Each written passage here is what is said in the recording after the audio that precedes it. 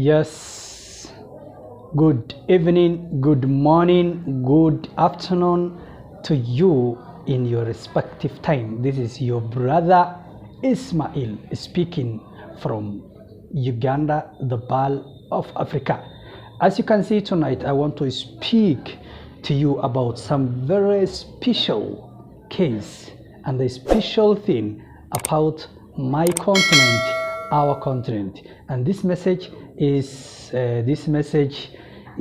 actually, it is for Africans. Africans need to be united. Africa has got 54 countries that actually it is self-sufficient. That is what I can say.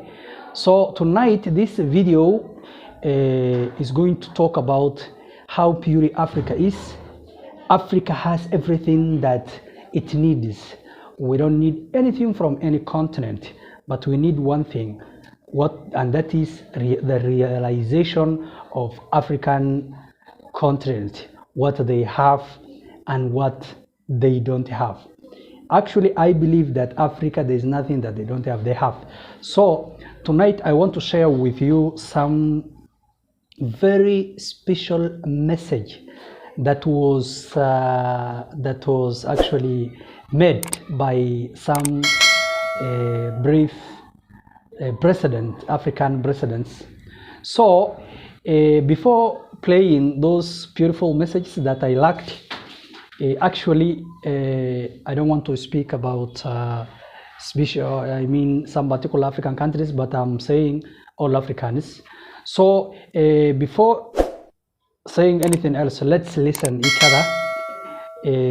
There was a remark that was made by His Excellency Kagame, that is the president of Rwanda, when he was actually in New York. Was he in New York or in Europe? He was attending some UN meeting. So that was the time that Europe was saying that what should be done for Africans. So during that meeting, he raised a very beautiful point that I actually liked. He said, shall I say, or I show you what he's saying? So I'm going to, that's what I'm going to show you. He said, the guiding question is not what can be done for Africans, but what can we do for each other collectively. That was the message. So this is what he said. Just listen. For one thing, Africa has assets and capabilities to offer to the partnership, both human and material. Let's not ask what can be done for Africa. The guiding question should be, what can Europe and Africa do together for mutual benefit? So I hope the message was very clear. Everybody understood that I need people, presidents, leaders who have that passion, who have that confidence in themselves, who never gave up and who always shows the beauty of their continent. So right now, there was a beautiful remark that was made by his actually late, the president of Zimbabwe. Was it the president of Zimbabwe? Zambia? Yeah, Zimbabwe. That was the late president, Robert Mugabi. So he said this one when Africans were boasted the issue of homosexual. So he said these beautiful remarks. We equally reject attempts to prescribe new rights that are contrary to our values, norms, traditions, and beliefs. We are not gays.